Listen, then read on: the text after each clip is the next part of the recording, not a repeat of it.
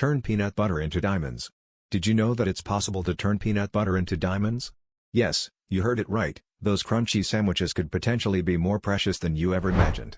Geophysicists at the Bayerisches Geo Institute in Germany have discovered that since peanut butter is so rich in carbon, it's possible to turn simple Skippy into shiny, precious diamonds. Here's the fun science behind it. They used a machine that mimics the conditions of the Earth's mantle, where natural diamonds form over billions of years. The machine exerts extreme pressure and heat to replicate these conditions.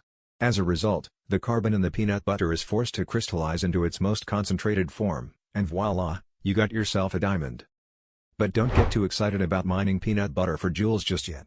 The process is not only insanely expensive and impractical, it also does not produce gem-quality diamonds.